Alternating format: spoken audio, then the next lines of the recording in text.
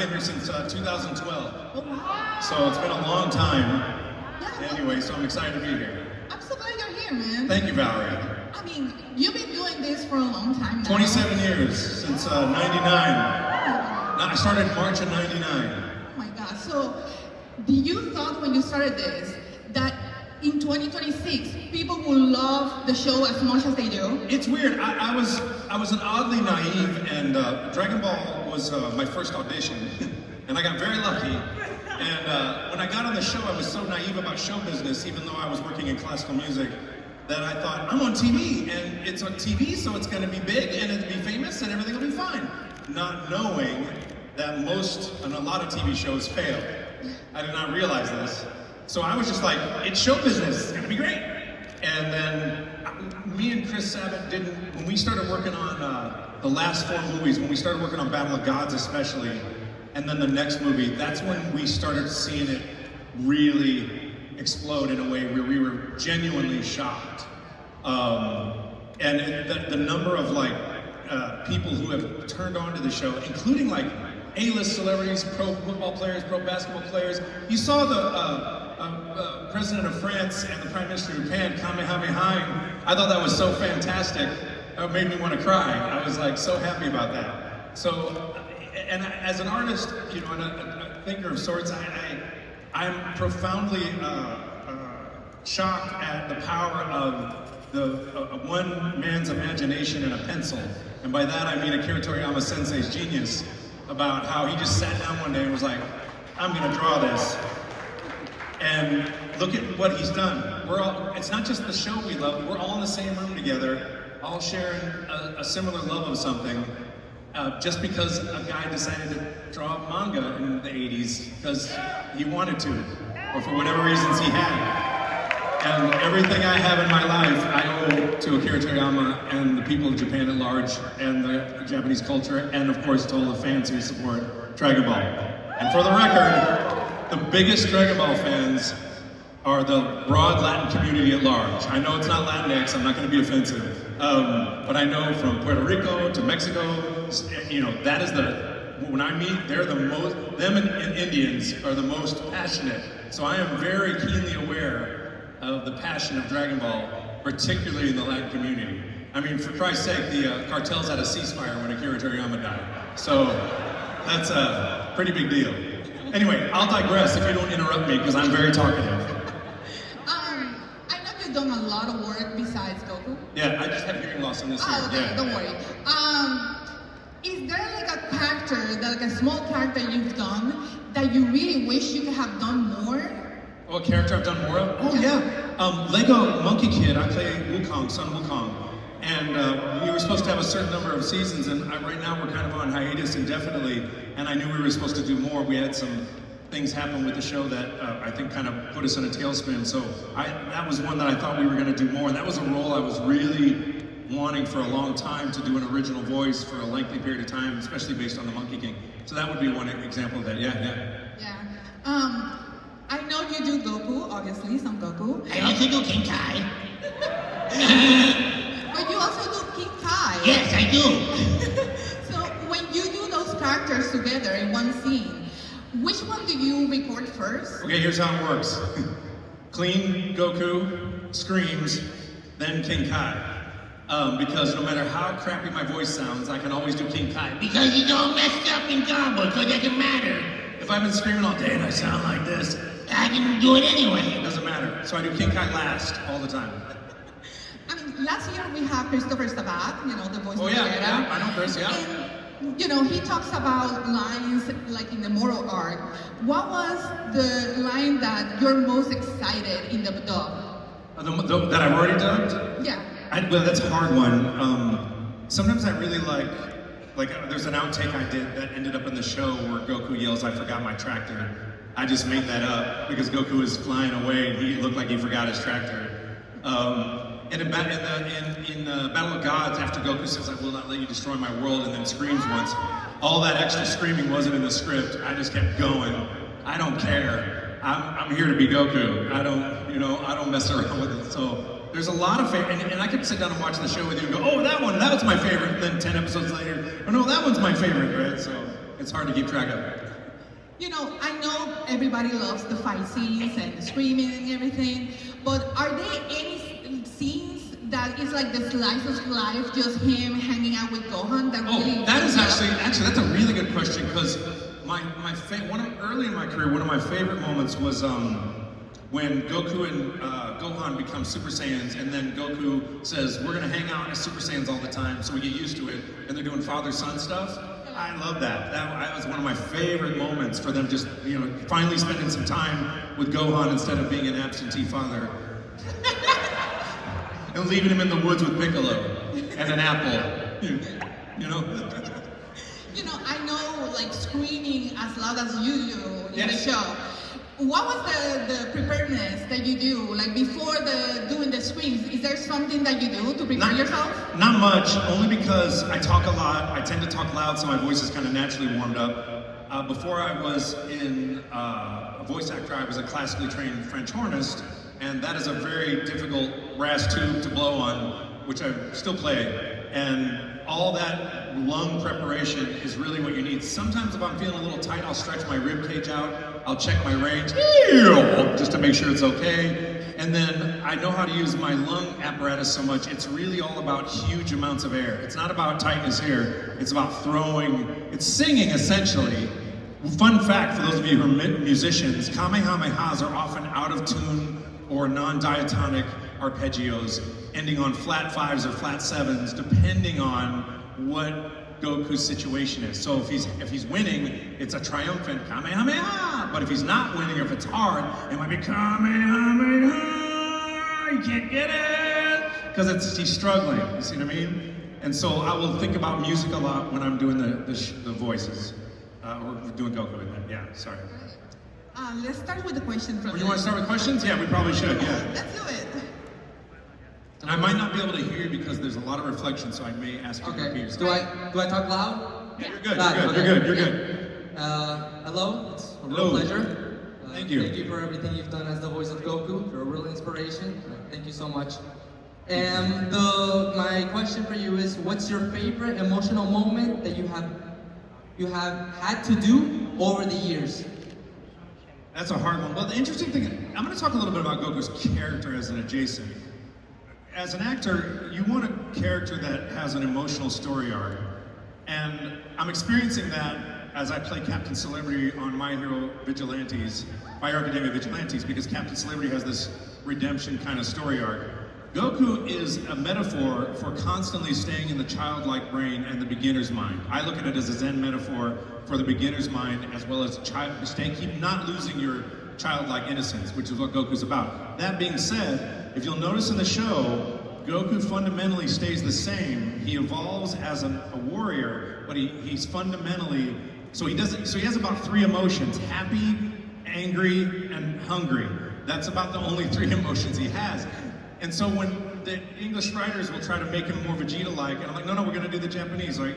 And he's not Vegeta, I don't like it when the Dragon Ball fan bros want to make him do a proud Saiyan warrior, because Goku's not a proud Saiyan warrior. He's likes fighting the strongest no matter what, and that's it. He's Quagmire, but instead of women, it's fighting. That's it. Hey Broly, you're strong? Giggity! I mean, if you look at the end of the Broly movie, they're doing the mystical, like they're gonna date. It's like, Broly? And when Goku says, call me Kakarot, it's like, you can call me anything you want if you'll fight me. I love that. You know what I'm saying? That's who Goku is, right? So in terms of emotional stuff, it is a little bit shocking to me when we were doing Dragon Ball Super and Master Roshi was very ill and Goku was crying about it. You know, I don't usually see him like really weep openly about losing someone unless it's Vegeta, Krillin, and he gets really angry. So those deeper emotions that he shows every once in a while are always really surprising to me. And I've never seen him cry once over Chi-Chi except in Dragon Ball Super when he said Chi-Chi got angry. So I'm wondering how that expresses his love. He cries over Master Roshi, gets angry for Krillin and Chi-Chi, you know, but it's not a wide palette of emotions. So those emotions when I went to Super Saiyan the first time with Krillin and then that moment with Master Roshi, those are very, very emotional and rare moments for Goku, because otherwise he's happy, angry, or hungry. You know what I'm saying? I hope that answers your question. Yes. I tend to give long answers because I don't think answers are concise. They have context, you know. No, that was great. Thank you so Thank you. much. You're welcome. Thank you. Thank you, guys. Thank you. God, what a huge crowd. You guys are unbelievable. I'm so happy to be here. tone down a little bit? Okay, so here's the thing I get a little vexed by. I do not appreciate this. Hey, what's your question so I can put it on my TikTok and get a bunch of clicks? I feel like I'm being used. You'll be able to download this panel later, trust me. But it feels a little like I'm being vulnerable on stage and you're just trying to, so I should do, it's weird for me. But what was your question? Alright, I was about to ask, what quality do you share as Goku? What's funny is when, if Chris and I have an argument, he fights like Goku and I fight like Vegeta. I'm pretty visceral. But one of the things, I analyze myself relative to Goku as a person. And I have certain elements of my personality that are very much like him. But in terms of like my journey, my whole journey, especially once I got on Dragon Ball, but I started a few years before, Goku is a martial artist, a physical martial artist. I have tried to become, and I worked on myself to be a personal growth martial artist, so to speak. I spent over 20 years in therapy. I'm a huge believer in personal development, huge believer in self-growth and determination, because I think that it leads to happiness. As a young boy, I was, confused about other people who were more successful than I was, and a lot of it was because I had a different upbringing, which prevented me to have social skills that I were not, doing well. And so I threw myself into therapy and threw myself into Zen Buddhism as a way to perform better and to fix that. But through that, more empathy and compassion and develop. So it was a career choice at first that became a spiritual choice that has. I guess what I'm saying is that Goku's always trying to get stronger, faster, better, improve himself, fight the strongest. And I'm doing that from a psycho-spiritual growth perspective, and that's what I focus on in my life, because I'm clearly not working out every day. So yeah, I hope that answers your question. I'm sorry about the phone thing. It's just very disconcerting. Thank you. Thank you so much. I hope that makes sense. Hey dude, what's Hey up? man, good to see you. It's an honor to meet you. Thank you. Okay, my question to you is, in your personal perspective, between Goku and Superman, who is stronger? Oh my God. So I'm such a nerdy person. I spent about 15 years analyzing this question, and then I have an answer. It depends on the context. So Goku likes fighting the strongest no matter what. So if it was a genuine mano-a-mano kind of friendly fight, Goku might say, hey Superman, I want you to get charged up by the yellow sun a whole bunch, and then we'll fight, because I want to fight you your strongest, right? And now here's the other question. We're going to talk about physics a little bit. Some scientist online was saying Goku's blasts are probably plasma energy, but Superman's only vulnerable to magic and kryptonite. But then I would argue that when Goku goes into blue-haired mode, he's a god. So does God punches hurt Superman? So a Superman fan might argue that on Earth, maybe Goku couldn't win. But Goku has a trick. And if Earth's in danger, and like say it was evil Superman and he'd gotten poisoned or something and he was going to destroy the Earth, Goku would be like, screw that. I'm going to instant transmit you millions of light years away to a planet with no yellow sun and leave you there. Bye-bye, good luck flying back. So that's my move for against Superman if he's bad. So it's contextual, you know what I mean? But I've been asked that question a lot. I've spent a lot of time thinking about it, certainly. So well, that's a good answer for you. I still don't know about the punches of the class, I've heard the internet. There's. Oh, I just thought of something. Hang on, I just thought of something. What? Oh my God. So there is magic in the Dragon Ball universe. So what if Goku found some kryptonite and took it to Baba and said, I want you to make a stew, and I want you to make a magic potion that I can eat from this kryptonite. I want you to crush it into a powder, and then I want you to make this stew that will infuse my blast with kryptonite energy. And then Goku goes God-haired red mode. This is the first time I thought of this. Oh, this is a great idea. And because I know Superman is vulnerable to magic. I love that. That's how he wins. That's the first new answer I had on that in 15 years, 10 years. So basically. What were you saying though? I interrupted you. What? So I guess the same thing can be said about Goku versus Sailor Moon, that they say Sailor Moon is more I'm not even powerful. going there. It's Goku all the way. Goku solos, yo. Goku solos. I mean, I love Sailor Moon. I actually do watch that show, but go ahead. Yes, hello. Good afternoon, sir. Good afternoon. What made you do the voice of Strong in Fallout 4? Well, it's not what made me do the voice, but yeah, it's a good question. I read strong, Fallout Strong 9, strong fight milk of human kindness. I auditioned for Fallout 4. I read for a bunch of parts. I actually played a couple other characters in that game, but just they're small. And I got the part of Strong, and then I worked with the director, Phil Bach, and we worked on that voice, and then he directed me through, a whole bunch of dialogue, and, I just got the part when I first moved to LA, and that's how I did it. It's one of my favorite parts to play. In fact, when I play Fallout, what I do is I arm myself with the most maxed out sledgehammer, and then I give Strong the most maxed out sledgehammer, and we just go into a room, just going to town. That's how I play Fallout. Thank you. That's a good question. We figured out a new thing that I'm so excited about. That's amazing. I did not think about incorporating Baba because Superman's vulnerable to magic. So eat that, internet. Do something with that logic. Okay, here we go. You can hear me, right? Yes. First of all, one of your biggest fans. Thank you. You're a true inspiration in the voice actor community, and I grew up with your voice. Thank you. My question is, how did you know how to change the tone of voice when you were doing Super Saiyan 3 or Super Saiyan 4? That's a very good question. That's an acting choice. I thought about that a lot. So the logic on that is, I'm trying to match his energy to what his physiological state is, and also what he looks like might come out of that head based on that transformation. Because he's physically different, he's energetically different, and especially when I got to Super Saiyan 3, it didn't seem like, hey, it's me, Goku, came out of the Super Saiyan 3 head. You know what I mean? And so for me, it was like, Super Saiyan 3 just got so cool. And then Super Saiyan 4, he's more gravel, because he's more beastly, because he's part monkey.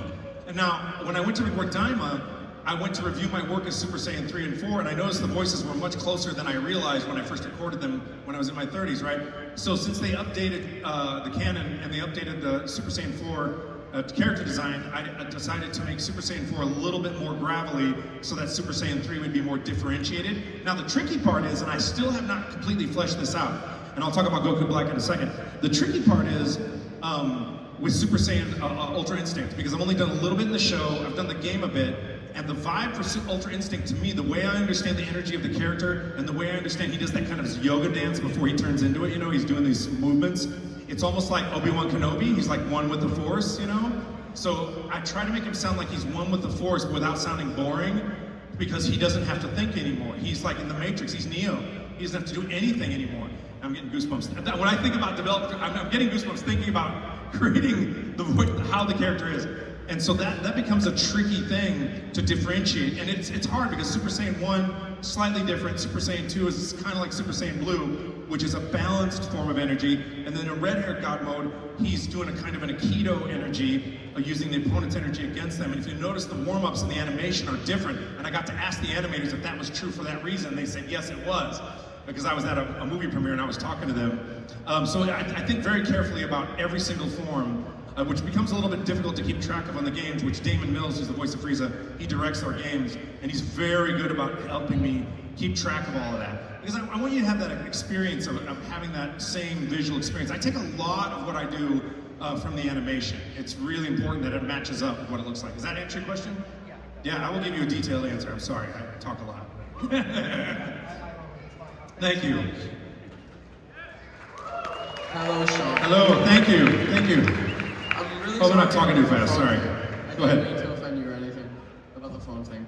No, it's okay, yeah, kids like to do it and it just feels weird, and one time somebody just said something to me with a phone and they were just recording me, I'm like, you're just trying to get a rise out of me so you get a reaction, and I'll be clear about social media. I predicted decades ago this problem with social media was gonna happen, because I did a psychological analysis of exponentially knowing everybody's shit, and I was like, this is gonna be a problem, and it is. So I'm worried that social media is, hurting society more than it's helping it. But anyway, your question. Yeah. What was the best part of playing the role of Goku? Right now, right when I meet you guys at my table, that's the best part. That's the best part. That's why we're here. Hey, man, I'm in a booth by myself. I don't know what the hell's happening. You guys come up to my table crying or hugging me or shaking my hand and telling me that's the reason I do art. That's the reason I love doing what I'm doing, is because it makes people feel something. And that's that when you're an artist, that's your favorite thing. And that's why when people draw, when you draw for me, it affects me emotionally. And I'm like, you're doing your art for me. It's a great circle of love. I really love it. Well, thank you very much. Thank you. Appreciate you. Thank you. Hi, Thank you. Sean. Hello. Hi. Sean, I've been watching you for so long. Goku is one of my favorite characters of Dragon Ball history, so I just wanted to ask, what do you think about the Moro Arc being adapted into Dragon Ball Super Season 2? Because I know I'm excited for it, but what do you think exactly? Well, I don't read ahead in the manga, even though I bought the entire manga when Akira Toriyama sensei passed, and because I was in grief, and I was just like, I'm gonna buy the whole thing. And then I realized I don't like to read ahead because I want to be where Goku is. He doesn't see the future. So I only know a little bit about Moro. I know a little bit about Black Frieza. You know, I could probably act it as well, but I feel like when I'm just raw in the moment, it's more helpful to the performance. Because in some shows you do have to learn your lines in advance, and I'd have to be good enough to do it that way. But what I thought about the announcement was, it's about time! That was what my thought was. So I was very proud of Toei that they finally came out with some fantastic announcement.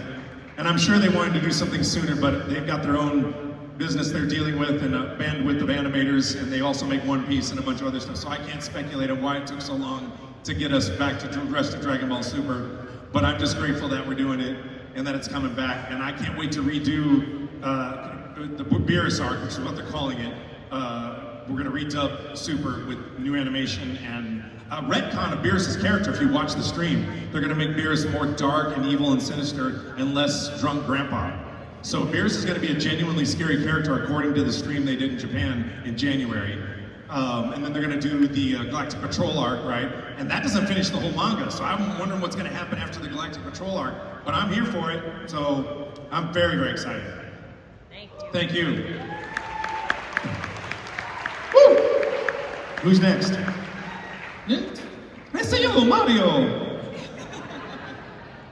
Hello, Hello! my name is Bob, and, You sure it's not the Mario? I'm kidding.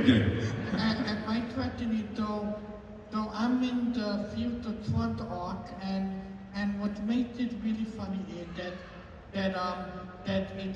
it focused on Trunks and his path with Dr. Black, but in my opinion, I feel like Dr. Black should really be focused with Gohan, his son, because I feel like the relationship between Gohan and his father would have been a more better dynamic if it would have with a better plot. Okay, but do you have a question? Yeah. Or do you just want to tell me your character analysis, which is good, by the way? I do have a question. That's a good analysis. My question is, how has Dragon Ball Z impacted your life? Everything I have, everything I love, everything I am grateful for, I owe to Dragon Ball Z and Akira Toriyama. Everything. Look, you're standing right in front of me. My own girlfriend looks almost exactly like Chi-Chi, and I didn't plan it that way. And she was with me here in Puerto Rico in 2012, by the way. She was here. She can't travel anymore because she has a chronic traumatic brain injury, so she can't fly. But you know, she really has missed the trip, and she really wanted to see everybody. So anyway, but yes, great question. Thank you, Mario. Come on up. No, you don't have to come too far forward, but yes. Hey, hi, Shane. I just want to say thank you for everything you've done. You have made a big impact to all of us, our childhood, everything. Like, personally, me and my brothers always watch your show, like Dragon Ball Z with my dad. Like, I just want to say thank you. Thank you. But my question is, the first question was about voice range and stuff. And I want to get your opinion about your work on Goku Black, because it's one of the best voice you have done, in my opinion. Thank you. I'm proud of that work. Yeah. I think it's one of your best work ever, because it's Goku like in bad form. Like, Oh yeah, I love it. So it's like, Because Vegeta has all the good lines and Goku doesn't, but Goku Black has some good ones. yeah, No, it's okay. She's good. He's good. Go ahead. What's your question? That character is my favorite. That was my question. Like, if you wanted to play like more back characters, my back guys. Oh, if I want to play more bad guys? Yeah. I would love. Oh, I love playing bad guys. Oh, it's absolutely. Bad guys are the funnest parts to play. Heroes are not as fun as the bad guy roles because the bad guys get all the good, juicy parts, you know. But I love playing the hero. But bad guys are a lot more fun generally. Thank you. Thank you. It's another Mario. We got another one. Hello. Hello. Hi, Sean. Hola. ¿Cómo estás? So, yeah. I just did Latin Mario. Hi, Sean. My name is Jafet D. Vaje. And how are you? How do you feel? I'm a little anxious. I'm on a stage right now. There's like a couple hundred people in the audience, but I'm happy too. How are you? I'm feeling amazing. Oh, good. You inspired me to do some things because, of course, you're Goku. This has nothing to do with arson, does it? That's a joke.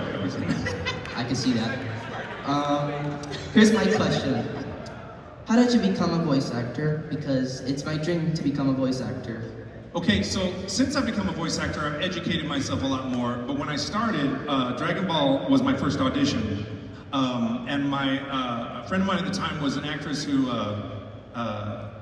was looking in the paper for ads, and she said, you should audition for this because you're good at voices. And I'm like, no, I'm good being a French horn player. That's my dream job. I want to play in the symphony. I like playing classical music. And then I called my friends and they're like, are you crazy? You're great at voices. You should go audition for that. You'd be an idiot to not audition. I'm like, fine. But I didn't half-ass it. In other words, I said fine, but once I decide to do something, I was like, okay, now we're going all the way. And so I put on my best foot forward, showed up on time, give it my all, and they called me a couple of weeks later and said, you're gonna be Goku, and I said, are you sure I can't be Captain Ginyu, because I like that part a lot more? And then Chris Sabat said, trust me, you're gonna like this character, without even telling me it was the lead, and which I thought was hilarious. And then I get to work, and turns out I'm playing the main character. So, but since, that's not how it works. Since then, getting into voiceover, there's several voice actors that teach classes online, such as Richard Horowitz and Steve Bloom. And you want to be able to record yourself at home, practice voices, take an acting class, really study acting because that's the operative word, and be able to be flexible with your voice. And then once you've developed a character reel of voices you've created or voices you've copied, which you would not do on, you don't want to do that on your audition, you just want to do that to show you can do voices. You would get an agent and then they would send you out to auditions, and usually they'd send you a copy to your house, and then you would read that and send it in. I don't go in for in-person auditions hardly anymore, which I think is a travesty of the industry. I hate it. I believe in in-person auditions. They think these casting directors, as far as I'm concerned, are lazy because they go, oh, I can just MP3 it. And the best way to audition is in front of a director. It's not sending this self-taping bullshit in. I think it's bad for the industry, and that's the standard, because people want to go better, faster, and I also think it's laziness, but that's how you do it. So, start recording yourself right now. Start stretching your voice by doing impersonations of your friends, relatives. And if you can do impersonations of your friends and relatives and nobody's ever heard of that before, those are new voices you can use on characters. You see what I mean? So that's my loose advice here.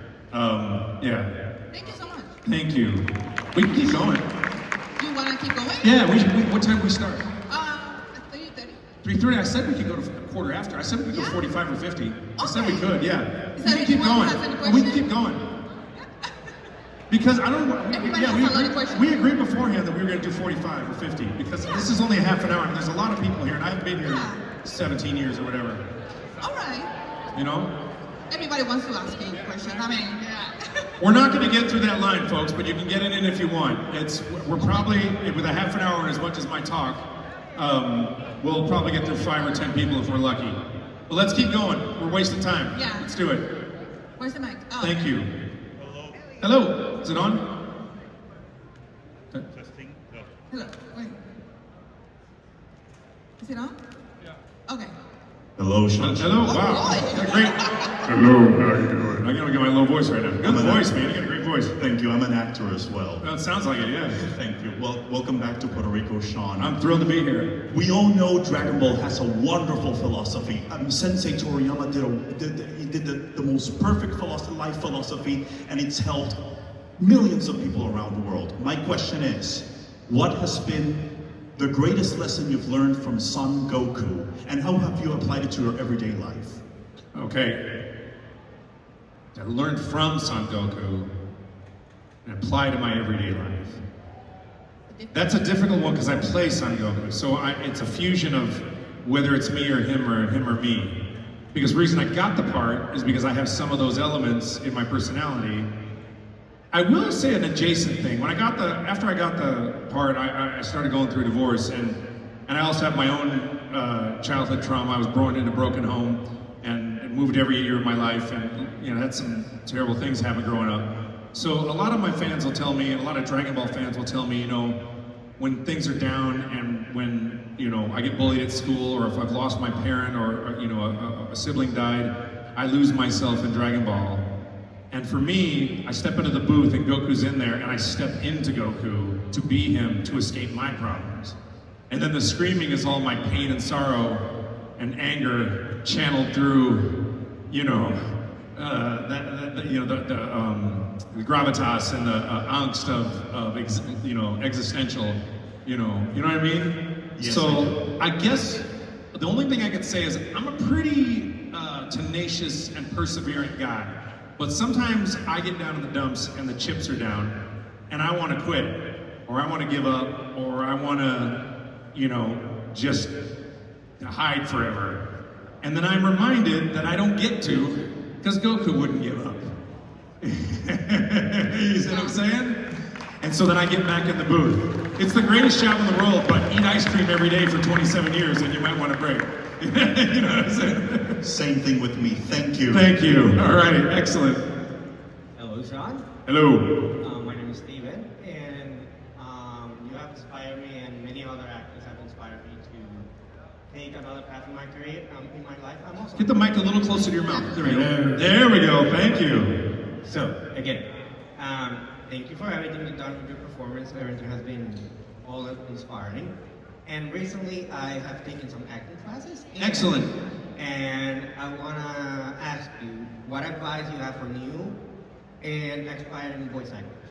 Well, if you're taking acting classes, one of the main things you can develop, and this was true when I was a French hornist, and even when I got into voice acting, you want to always be working on your craft and always working on a different skill set, because you never know when you're going to need it. And you're always, here's a trick I do for voice acting, is I watch shows with subtitles all the time. And the reason I do isn't because, with English subtitles, like I'll be watching an English show, English-speaking show, and watching English subtitles. And the reason I do it is to me, the subtitles are just a script. So I'll be reading the script and going, and the actor will do something, and I'm like, wait, why did he make that choice? Why are these and if I saw the script there, would I have made the same choice?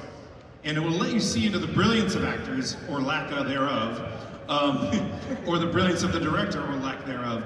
And that's a bit of advice I have for you on that, is to just that and working on your craft all the time. And focus on making someone feel something and making sure it's the right thing. You know what I mean? Yeah, actually, I will leave with this. I get you because my brother thinks I'm funny. I'm like, oh, he only thinks I'm funny.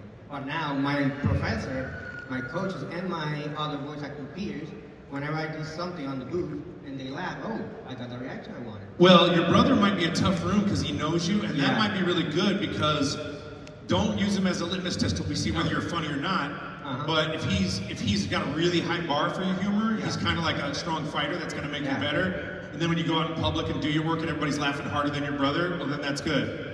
You know what I'm saying? That's a good insight and the way to think about it. Yeah. Thank you so much. You're welcome. Thank you. You guys are such good questions. Thank you. Hey, Sean, how's it going? Yo.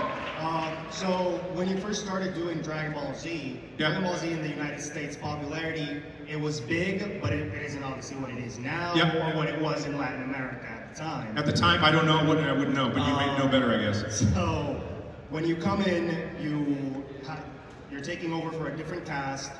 How do you get to the Goku you want to get to, the Goku that you still do today?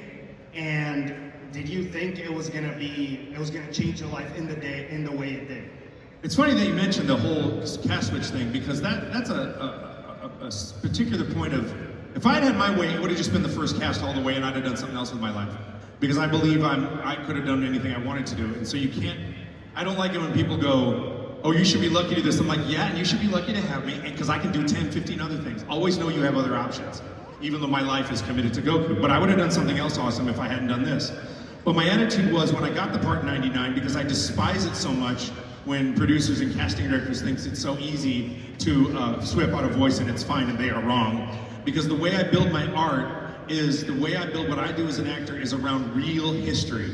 And so what that means is, if real history is this real, I want my fantasy to be as consistent as my real history, which is why I don't think you can just cast swap or change or reconstruct the canon and then it's fine and then it's PC casting. It's bullshit, even though I think representation matters.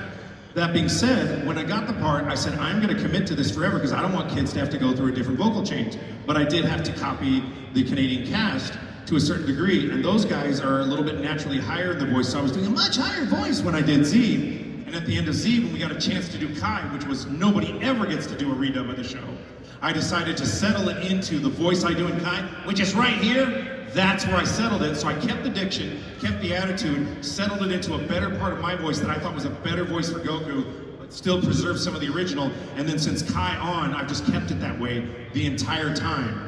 Because he, you know, when you replace the voice, does he look different? I mean, is your voice magically different tomorrow? Like, it blows my mind that people just don't realize the emotional ramifications of just casually swapping someone, and the way they treat it in Hollywood and the way they treat a lot of dubbing studios, to me, is disgusting for art. I don't agree with it at all, which is why I committed hard. That's why I said, had they done Dragon Ball Canada and done it that way the whole time, I would have been fine with it, because I wouldn't have known I was going to be Goku, and that would have been a piece of art I'm not on. But since I'm on it, I ain't letting it go, and I'm doing all of it, because I want generations to have a consistent voice, because I didn't like it when they changed the voice when I was a kid. I was born without a father. A lot of kids don't have parents. I want you to have a consistent thing for a consistent body of work that matches the Japanese, which is why I have mad respect for Masuko Nozawa, who's a freaking legend. She's been doing it since the 80s. She's unbelievable.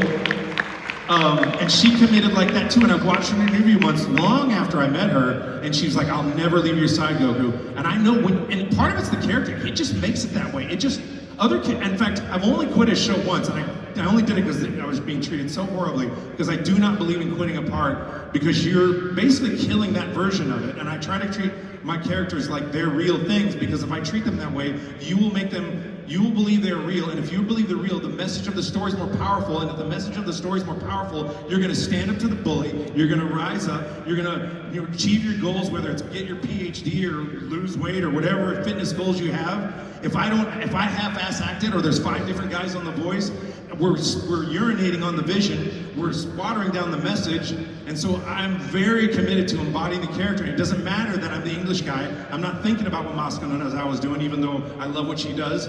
I heard the Spanish version before I heard the Japanese version because we couldn't get tapes from Japan. I'm doing Goku for English speakers, and I'm Goku, right? So it's not an ego thing as much as it is a care and commitment to the character, so that everything I said about story is more powerful. And a lot of people don't think about that who are voice actors, and frankly, it disgusts me, but that's why I'm committed to it, and that's why the passion's there. Does that make sense? Yes. I hope it's coming across. It does, thank you. You're welcome. That's why I bring it on. I will not let you destroy my world. I'm fierce about it. It's so awesome. Go ahead. Hey Sean, I'm a big fan. Thank I you. just want to say it's an honor to be here, to be able to talk to you. You've been such a big part of my childhood, and you've impacted millions of people around the world. That's shocking for me to believe, and it gives me cold sweats at night, but I mean, I do appreciate it. You've helped me improve as a person, you know, the character itself, you know. And my question is, obviously you've seen Goku grow as a character, playing him for such a long time, and you've seen better than anyone how he has developed throughout the years. My question is, what lessons has playing Goku taught you? You know, give me like an improvement to yourself personally. You know. Well, if you remember the previous gentleman asked a similar question, and I said it. You know, when things are down for me, it reminds me to not give up. And I don't have a son, or I don't have any children that I'm aware of. No one's shown up with a baby yet. I don't think they're gonna at this point. And I view you all as my children because of that. So I guess, you know, that Goku has kind of an infectiously, I guess to answer a different way than I did the previous person, he has kind of an infectious, you know, everything's gonna be all right, positive energy, and you're looking at him going, is Goku know something, or is he just an idiot? Like, how does he know everything's gonna be okay, right? And that can be really infectious, because I can get super negative, and I can get down and stuff, and I don't watch a lot of my own Dragon Ball work, but I'll see memes, or I think it's really, when I really think about it, it's really watching fans get inspired who inspire me and make me feel like a chump when they're dealing with something so much harder that I couldn't deal with. I'm like, wow, that 11-year-old boy who got angry and beat the bees because he thought he was Vegito, I'm deathly allergic to bees. So like if I get stung by one bee, I'm dead, unless I get Benadryl. I saw that kid and I'm like, that kid is more badass than me. I'm inspired. And when you guys show up with your big muscles because you listen to my voice, and then you go work out, and then you come shame me with your big muscles, it just makes me want to go to the gym. So I call it the circle of muscles. So it really does, and I do go to the gym more, not too much more, but I've been trying to go to the gym more because you guys are like, hi, crunch, look at this huge arm, and I'm like, you know, so you guys are, it's a circle of love that really comes back to me, so I'm grateful for that. Thank you, thank you. Thank you. You know, I played Venom in the pinball game. You know that pinball game for from a Zen Pinball? I did the Venom voice. You don't like this. Anyway, go ahead. Hey, Sean. Hey. It is an honor to meet you. Been a huge fan of Dragon Ball since my childhood. So thank you for being a part of it. My question for you would be, how would you describe your experience dubbing Dragon Ball Z Kai compared to when you did the Funimation dub of Dragon Ball Z? Well, I was a much better actor by the time I got to Kai. So was the rest of the cast.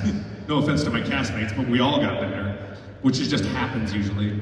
Dragon Ball Z Kai was different because I didn't really appreciate the power of Dragon Ball because I didn't, you know, you gotta understand, when we were dubbing scripts in the late 90s, we followed what I call the Pokemon formula, which is take this Japanese show and make it as American as possible. And that includes changing some of the story, right? And they did that on Original Z, which is what American producers thought. You know, that's what they were thinking of. And so we did Z, and I didn't even like the "I'm the hope of the universe" speech on Z because Goku is not an egoic person. He's not a narcissist. He's not doing stuff to be better than someone else. He's not a jerk like that. So "I am the hope of the universe" speech is more of a factual statement, kind of like when he met Cell and went, "No, I can't beat you, but Gohan can. I'll be back." It's kind of like that. And so after Z, I was so frustrated with that, I asked my producer, and I insisted on it, but he still has to approve it. I said, look, can we just have Japanese scripts in the booth? I want a Japanese, a rough English translation, our adaptation, and so if I don't trust something, I can look at the Japanese script to make sure we preserve the spirit of Goku. And on almost once per episode, or every few episodes, I'd find a line that seemed like it was narcissistic or egoic, because the English writer wants to make Goku a proud Saiyan warrior, which he's not. And I would check the Japanese script and go, that's not what he's saying, let's do this. Let's keep it what Akira Toriyama says, because that's the power of the show. And once I got into Kai, I really understood the power of the show a lot more. And I insisted on that because I trusted Akira Toriyama. If it translates for Japanese people this much, it's going to translate to everybody else this much. We don't need to Americanize it. And I do grow, I don't like hubris and ego too much when it comes to companies thinking they're going to do it American style. And so I'm like, not so much.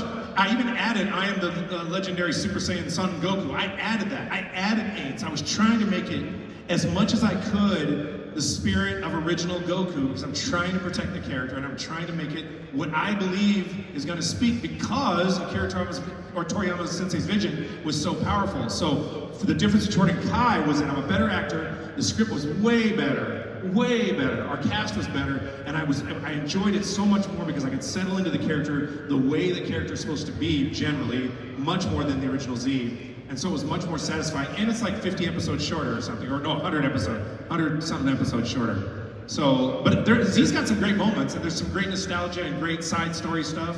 But I prefer Kai because I'm a purist, to that degree. So anyway, great question. Thank you. Wrap it up. One more. Yeah, one more. Yeah, one more. Hello. Hi, it's nice to meet you, Sean, and I just wanted to say you've done such a great job on your voice as Wukong in Lego Monkey Kid, and I just appreciate it so much. And I just wanted to ask, do you think there's like a big difference in between voicing Goku and then voicing Wukong? There is, but there isn't. They cast me in that show because I've been playing the Monkey King for X number of years, and I'm very familiar with the archetype of the character, and I auditioned twice for it, actually. And when we got on the show, I was so excited about this because my childhood dream was to be like Mel Blanc.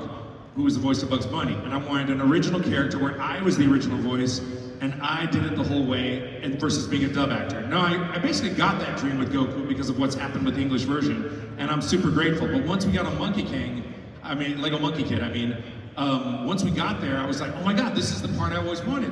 And I thought, this is the first time I've never played a character. I don't believe, there's two different types of acting. You're playing somebody different. And you're playing something different. You don't stick yourself into it because you're not in it. And so when actors go, yeah, I just try to bring a little bit of myself, I'm like, no, your answer is, you couldn't transform enough. You're gonna be somebody else. And so I don't really believe in putting myself into a character, but for Wukong, I thought, this is the first time I'm just gonna play it as me, retired, a little bit of Norm Macdonald delivery on some of the lines, but I'm just gonna play it just my natural speaking voice, just doing it like me. And I was also born in the year of the monkey, so the monkey theme has followed me since my birth. My nickname when I was a little boy was Monkey Boy. My grandma's like, where'd they rip off your tail, Monkey Boy? She used to say that to me in the 70s. So I'm like, and all this stuff happened, and I'm like, what is going on? So, I don't even remember the question. What was the question? What was the question? If you thought there was like a big difference at all between voicing. Oh yes, the difference would be I'm playing myself in Monkey King, but the root of it is the as Monkey King as Wukong, but the root of it is Son Wukong, because the root of Goku is also Son Wukong. So the difference would be it's fundamentally the same, you know. Whereas it seems like Wukong has more machinations than Goku, though. You know what I mean? He's got this big, stupid plan that doesn't work out, or he thought of it at the last second, or he pulled it out of his ass or something, you know what I mean? So, that would be the main difference. I hope that's a good answer. I hope you missed it. Yeah, thank you so much. Thank you very, very much. Thank you so much, everyone. You guys get such good questions. Thank you for being here. Thank you, Val. Sean. Thank you so much.